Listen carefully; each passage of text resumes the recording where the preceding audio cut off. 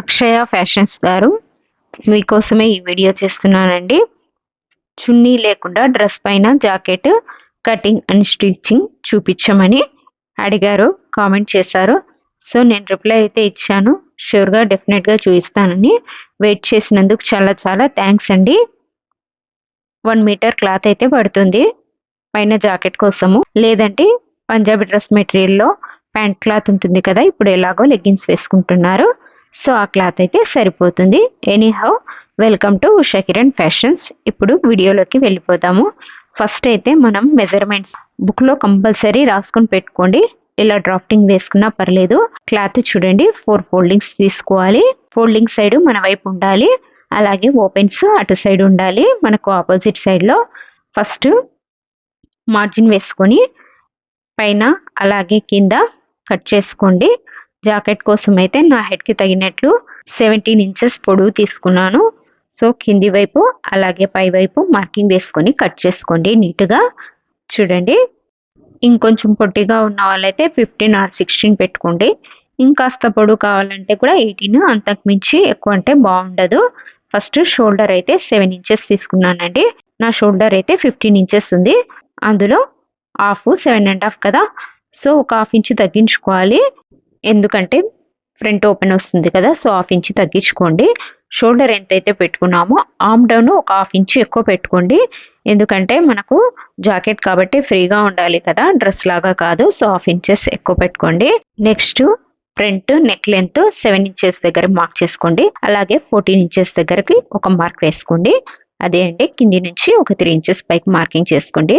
తర్వాత 1.5 ఇంచ్ దగ్గరికి ఇలా విడ్త్తో ఇలా మార్కింగ్ వేసుకోండి. ఒక లైన్ అయితే డ్రా చేసుకోండి.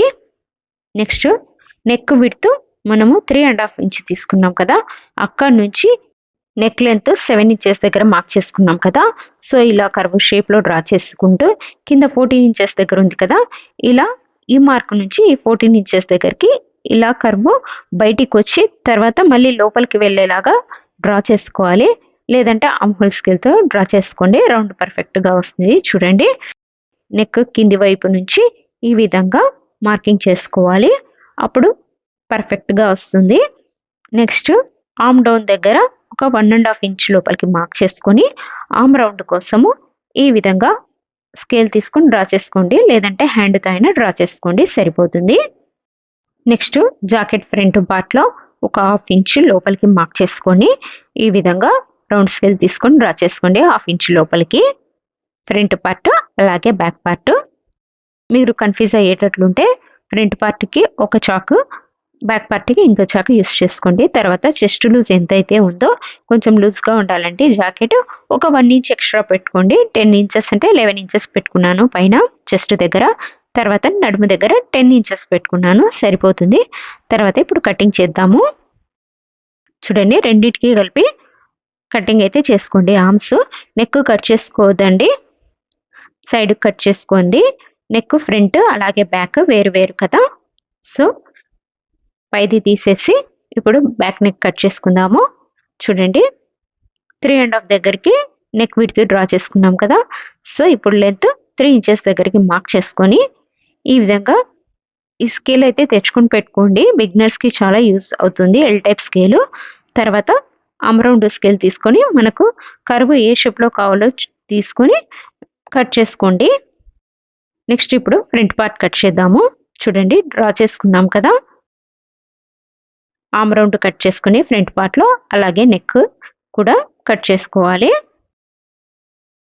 ఈ విధంగా కట్ చేసుకోండి.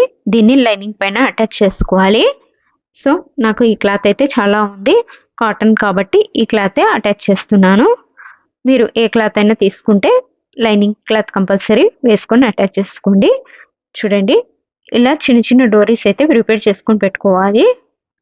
ఈ విధంగా మార్కింగ్ వేసుకొని ఒక 2 డోరీలు పెట్టుకోండి. లేదు అంటే ఒక్కొక్కటి ఇటు సైడ్ ఒకటి ఇటు సైడ్ ఒకటే పెట్టుకున్నా పర్లేదు.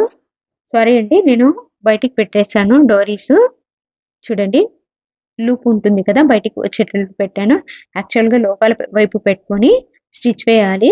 కొంచెం కన్ఫ్యూజ్ అయ్యానమాట. లోపల వైపు పెట్టుకొని స్టిచ్ చేస్తే అప్పుడు మనం క్లాత్ తిరిగేస్తాం కదా, సో అవి బయటి వైపుకి వస్తాయి.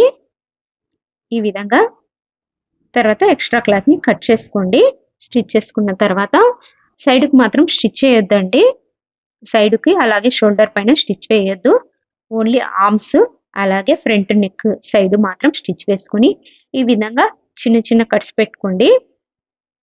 మరి స్టిచ్చింగ్ పైన కట్స్ పెట్టుకోవద్దండి, క్లాత్ చినిగిపోతుంది కదా, బట్టి కూడా అక్వర్డ్గా కనిపిస్తుంది.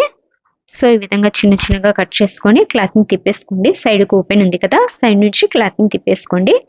ఇలా తిప్పేసుకున్నామంటే చూడండి ఈ లూప్స్ అనేది బయటికి వచ్చేస్తాయి. ఇప్పుడు పైన ఒక స్టిచ్ వేసుకోండి. ఇదే విధంగా ఇంకో సైడ్ కూడా స్టిచ్ వేసుకోవాలి. లెఫ్ట్ సైడ్ స్టిచ్ చేసాం కదా, రైట్ సైడ్ కూడా ఇదే విధంగా స్టిచ్ వేసుకోవాలి. తర్వాత back part only neck arms మాత్రమే స్టిచ్ వేసుకోండి. కింది వైపు అలాగే సైడ్స్కి స్టిచ్ వేసుకోవద్దండి. ఇలా ఎక్స్ట్రా క్లాత్ని కట్ చేసుకొని సేమ్ కట్స్ పెట్టుకోవాలి. షోల్డరు అలాగే సైడ్ పార్ట్ కింది పార్ట్ కట్ చేసుకోవద్దండి. చూడండి కింది వైపు సైజు సేమ్ ఉండేటట్లు చూసుకోండి. ఎక్స్ట్రా క్లాత్ ఉంటే కట్ చేసుకోండి.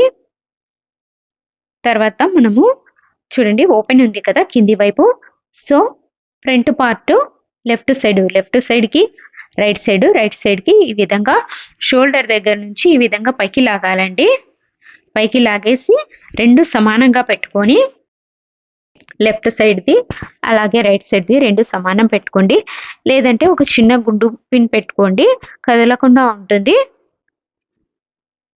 ఈ విధంగా రెండు సమానంగా పెట్టుకొని గుండు పిన్ పెట్టుకొని స్టిచ్ వేసుకోవాలి. స్టిచ్ వేసుకున్న తర్వాత ఓపెన్ చేసి చూస్తే ఎంత పర్ఫెక్ట్గా నీట్గా వస్తుంది తెలుసా, ఖర్చు కనిపించకుండా చాలా నీట్గా వస్తుంది. బొటిక్స్లో అయితే ఈ మెథడే ఫాలో అవుతారు. అలాగే స్లీవ్లెస్ డ్రెస్ కూడా ఇదే విధంగా షోల్డర్స్ దగ్గర ఫ్రంట్ బ్యాక్ పెట్టుకొని ఈ విధంగా స్టిచ్ వేసుకొని లాక్కోవాలి. పర్ఫెక్ట్గా నీట్గా వస్తుంది. చూడండి ఖర్చు కనిపించకుండా నీట్గా వస్తుంది. తర్వాత ఇప్పుడు బ్యాక్ సైడ్ ఉంది కదా, మనం నెక్ దగ్గర ఆర్మ్స్ దగ్గర స్టిచ్ వేసుకోవాలి. స్టిచ్ వేసుకున్న తర్వాత నెక్స్ట్ బ్యాక్ పార్ట్ని రెండు పీసులు ఉన్నాయి కదా దాన్ని అటాచ్ చేసుకోవాలి. ఎలా అంటే ఫ్రంట్ పార్ట్ పై వైపు ఉంది కదా, పై వైపు అలాగే ఫ్రంట్ పార్ట్ లోపలికి వెళ్ళిపోవాలి.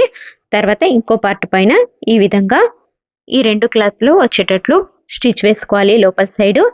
తర్వాత క్లాత్ని బయటికి లాక్కోవాలి ఒక సైడ్ నుంచి. నెక్స్ట్ పై వైపు స్టిచ్ వేసుకోండి. చాలా నీట్గా వస్తుంది ఫినిషింగ్. బొటిక్స్లో అయితే ఇలాగే స్టిచ్ వేస్తారు. చూడండి షోల్డర్ కూడా చూడండి ఎక్కడ మనకు ఖర్చు కనిపించకుండా నీట్గా వచ్చింది. సో పైన స్టిచ్ వేసుకోండి. ఇలా స్టిచ్ వేసుకున్న తర్వాత ఫ్రంట్ పార్ట్ అలాగే బ్యాక్ పార్ట్ ఉన్నాయి కదా, ఇప్పుడు రెండింటిని జాయిన్ చేసుకోవాలి. ఫస్ట్ పై వైపు ఒక స్టిచ్ వేసుకోండి. పోగులు ఏమన్నా ఉంటే కార్నర్స్కి కట్ చేసుకోండి. చాలా కార్నర్కి అంటే ఒక 1/2 ఇంచు గ్యాప్తో ఇలా స్టిచ్ వేసుకోండి. ఇలా స్టిచ్ వేసుకున్న తర్వాత లోపల వైపుకి ఫోల్డ్ చేసుకోవాలి. చూడండి లోపల వైపుకి ఫోల్డ్ చేసుకొని ఈ విధంగా లోపల నుంచి స్టిచ్ వేసుకోండి. ఒక 1/2 ఇంచు గ్యాప్తో స్టిచ్ వేసుకోండి, ఎందుకంటే ఏమైనా పోగులు ఉంటే బయటకు వచ్చే కనిపించే ఛాన్సెస్ ఉంటాయి. సో 1/2 ఇంచు గ్యాప్తో ఈ విధంగా స్టిచ్ వేసుకోండి. చూడండి ఇప్పుడు పైనుంచి ఎంత నీట్గా కనిపిస్తుందో, చాలా నీట్గా ఉంటుంది. అసలు ఖర్చు కనిపించకుండా చాలా బాగుంటుంది. ఇదే విధంగా ఇంకో సైడ్ కూడా వేసుకోవాలి. ఇప్పుడు డోరీ స్టిచ్ వేసుకోవాలి. డోరీకి హ్యాంగింగ్స్ కూడా స్టిచ్ వేసుకోండి. బోట్ షేప్ బ్లౌజ్ హ్యాంగింగ్స్ అండి ఇవి.